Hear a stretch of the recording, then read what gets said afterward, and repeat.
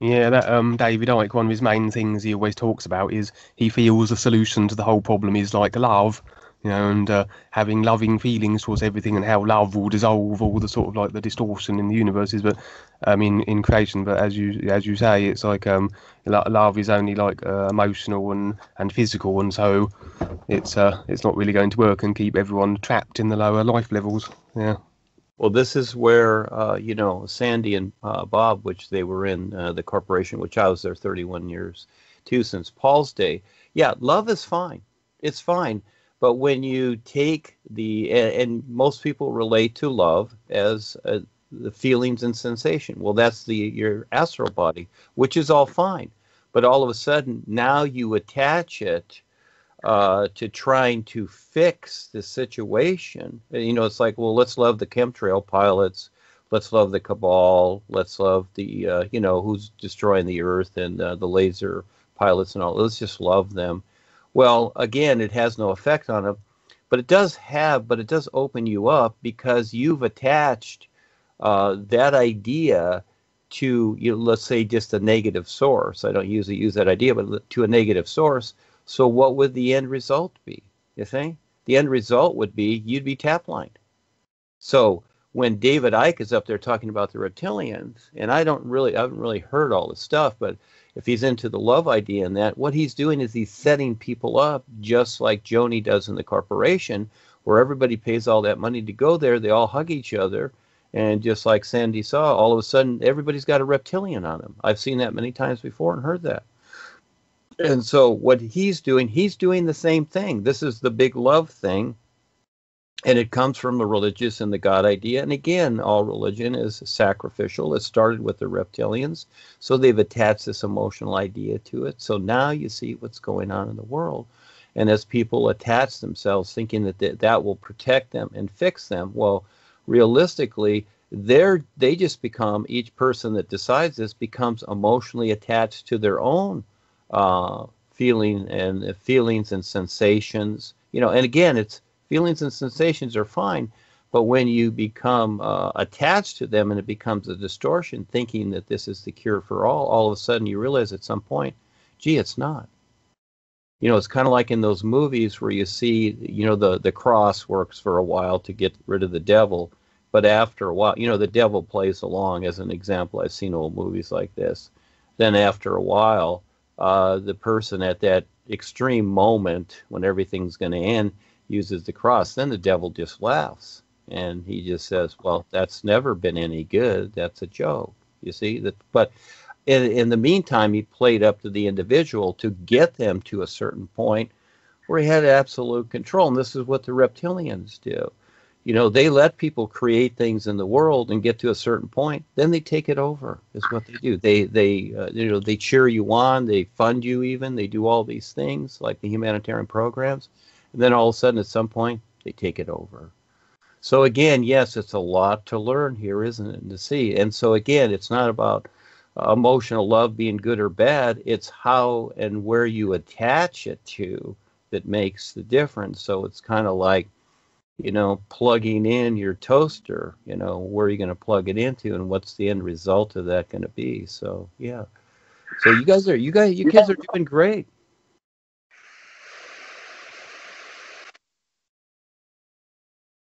Okay. Thank you for that. I wanted to share an experience I had a little while ago. I actually completely forgot about it. Then I was talking with Pierce earlier, just before this Skype, and it reminded me of it, sort of thing. So I thought I'd bring it, I'd pop it in here as well. Yeah, I was at work, and we were having a lot of temporary workers coming in. They were literally staying for like one day, and then they were leaving, and then there'd be another one the next day. And on this particular day, there was this woman who turned up, and she kept staring at me all the time, and I was like aware of her sort of staring at me, and as I was working, and every time I'd go around the corridor, she was staring at me, and it's sort of like, and then this would go on for a little while in sort of rather an irritating fashion. And then at one stage we were in this corridor alone, and she was there, and she suddenly grinned at me.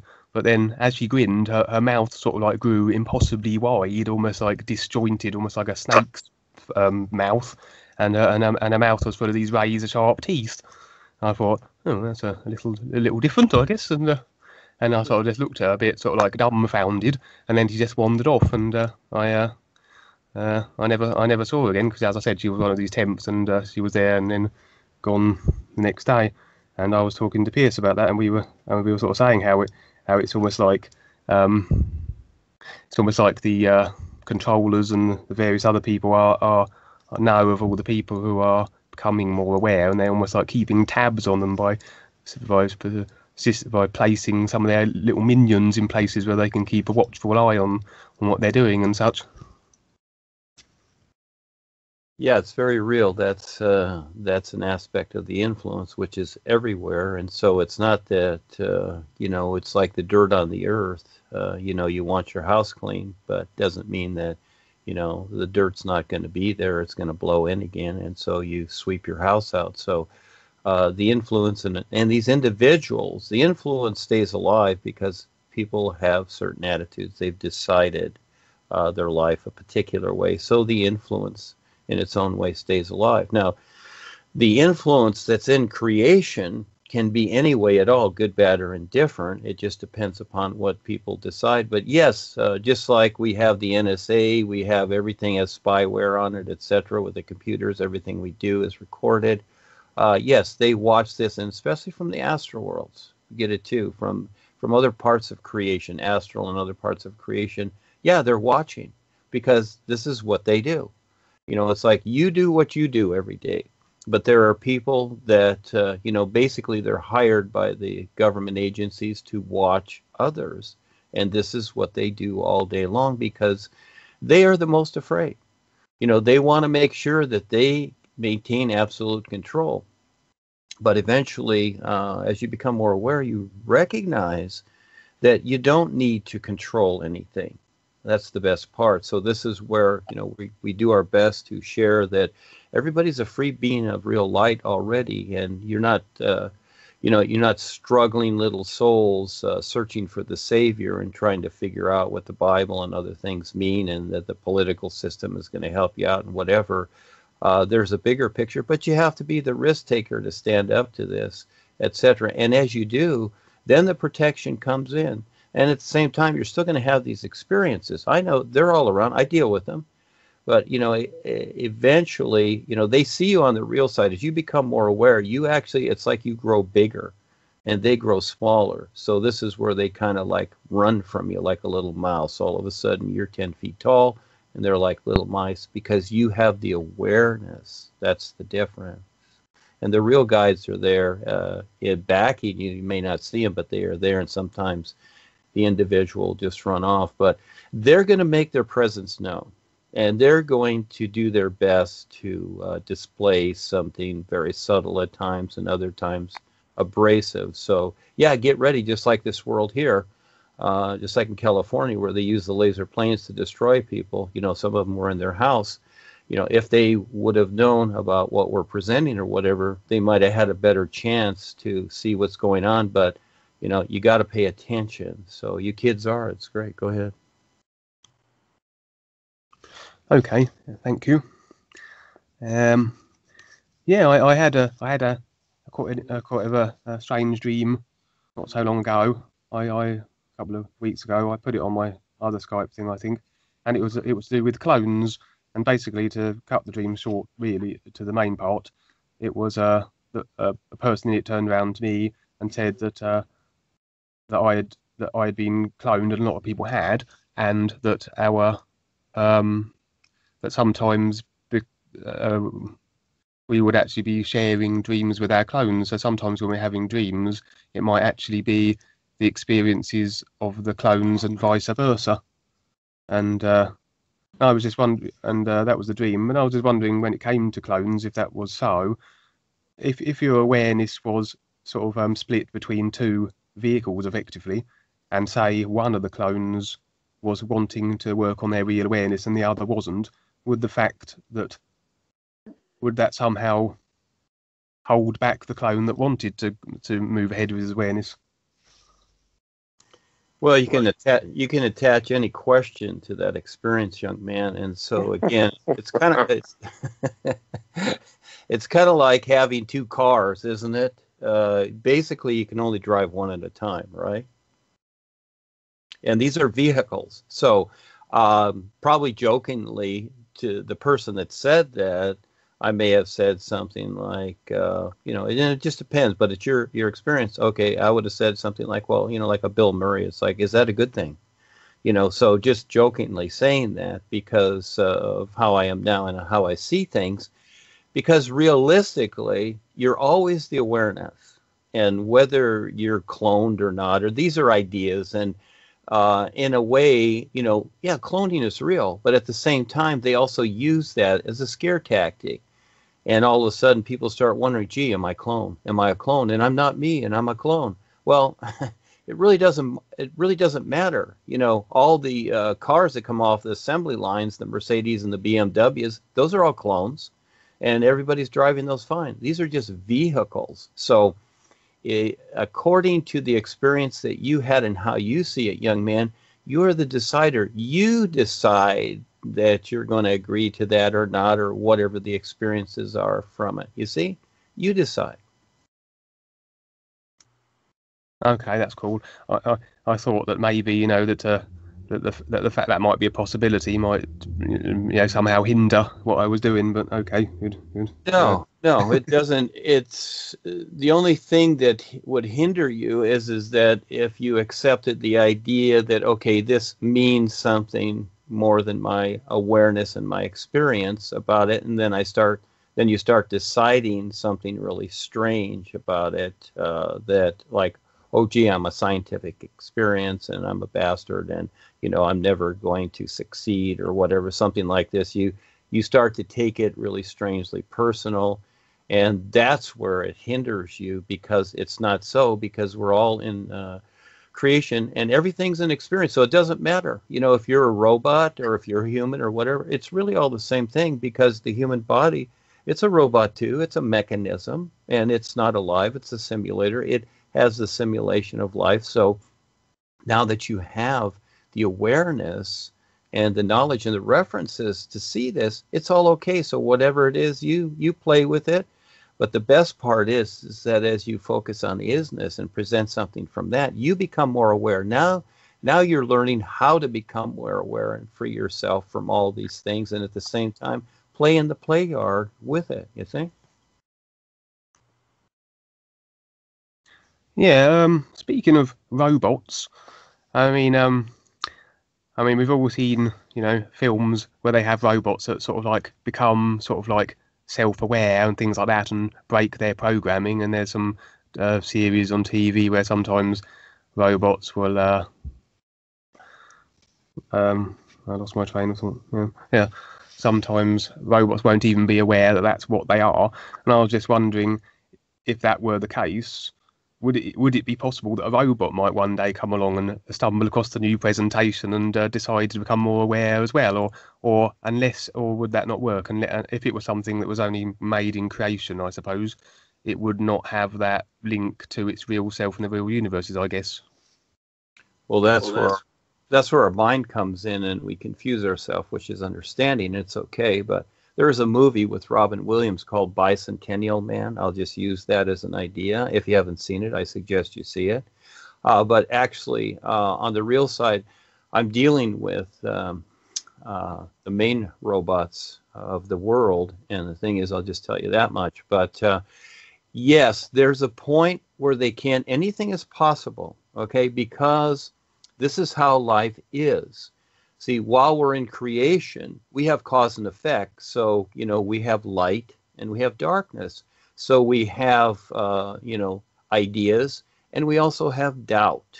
So once we see past these, the cause and effect of things, which we're still in creation, and see our real awareness, we see that anything is possible. But then again, it's up to the individual. So if you build something, whatever, just like you've built this body, it's the same thing. But it's really your real awareness. It's not the body, but the body corresponds in its own way. According to the awareness, it becomes a reflection. Like when you have the sun outside and you hold up a mirror, you see the reflection. It's not the reality, but it's very close. It's a simulator to it. And so anything is possible And that is that what I see is that at a certain point, and this is what the original reptilians did, they created humanoids, is what they did. They created replicas of what they wanted. And then what they did is they drug the unaware souls from the astral world into these bodies to, bring them, you might say, alive here, is what they did. So when there's a machine, very fine machine created, at some point, it can be so that someone steps into it, just like the physical body, because you've created, it's a finely created machine. And at some point, you watch the process as it goes inside the mother, then it comes out, and you watch the process. Well, sometimes it's like this. There's what is called crib death, okay? And that is within the first year or so, many times the body or the baby will so-called die.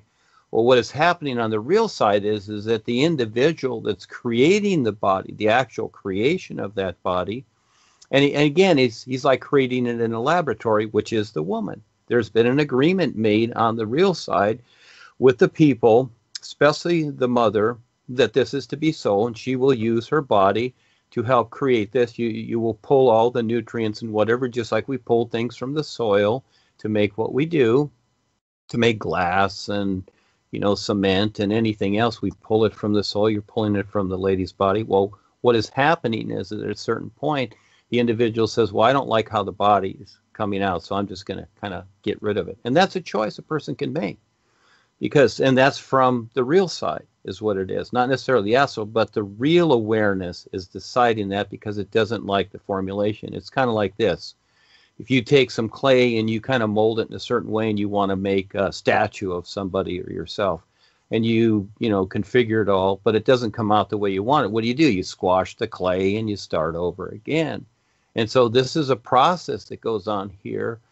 These bodies are accordingly. And you and all of us have come here to go through this process and to create this so that we can eventually recognize reality. But we don't know that at first. So, see, that kind of gives you a hint as to what's going on. So, yes, that can be possible. It's kind of like, NASA building these space suits and getting someone to volunteer to go into the spacesuit and go into outer space, you see? So, yeah, you can build a finely tuned robot, and if someone all of a sudden decides to occupy that, all of a sudden, then you have a real awareness in there. So anything's possible.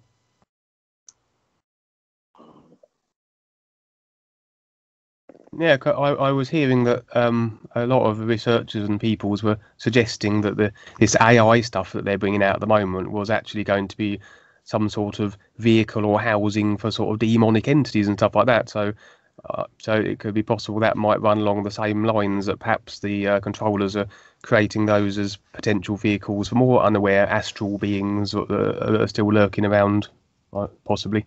That's their idea of things because you see their agenda. See, their agenda is to control, and they have meetings with individuals that have decided to be demons in the lower astral realm, and they sit around, and these demons appear to them, and it's like, what do you need? When you're with the world controllers, the cabal or whatever, they sit around in these meetings and they have them. And yes, that's the whole idea. They're building vehicles, just like the movie with Arnold Schwarzenegger, Terminator. Very good example of what they're doing, to where these individuals, they have the mechanics, but at the same time, they have an individual decision to make every moment, to where they can, and you notice that the second movie, all of a sudden, Arnold's not the bad guy anymore. So you catch the hint of what's going on. And so, yes, it's very real. They're producing these movies and whatever and giving the hints. And as people keep, as certain individuals keep agreeing, then it becomes so, because anything is possible.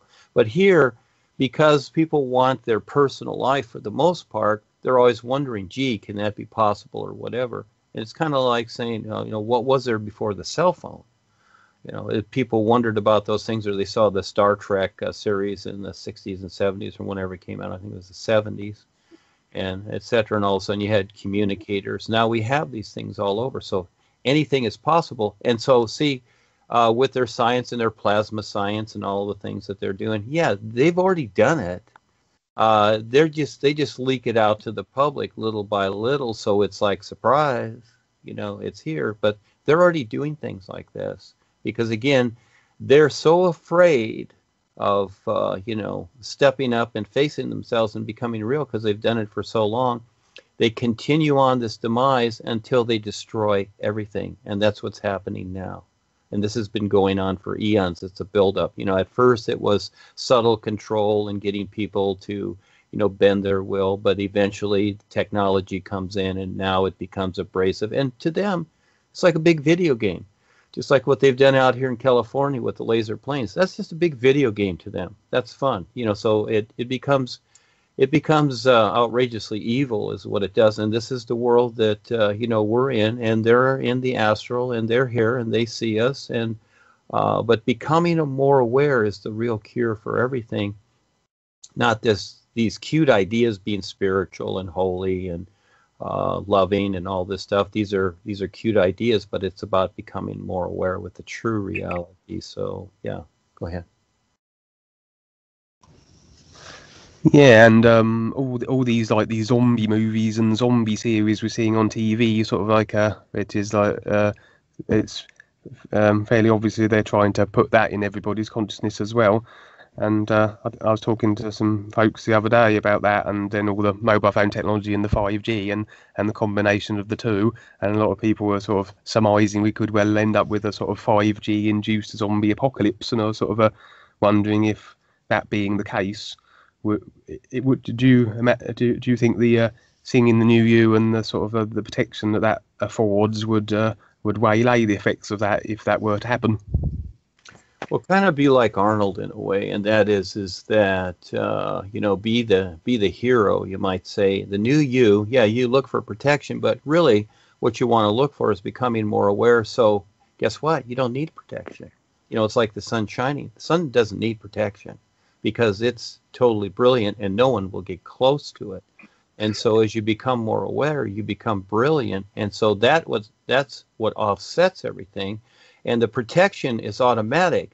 And this is where, for the most part, people emotionally look for the protection first. And what they don't realize or recognize is that it's not about chasing the idea of protection, like the idea of love. It is becoming more aware so that you can handle it and it doesn't affect you, you see? So it's kind of like having drama with your friends or relatives or anybody, but after a while you're just indifferent to it, so it doesn't bother you. So you become more aware and understand what's going on. But realistically, yes, this is why you see the movies The Walking Dead and things like this. Yes, it's really about what they're doing with the microwaves.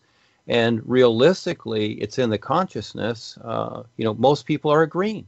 And look at a lot of people; they can't wait to get there. So in other words, they're doing all kinds of weird things to their body.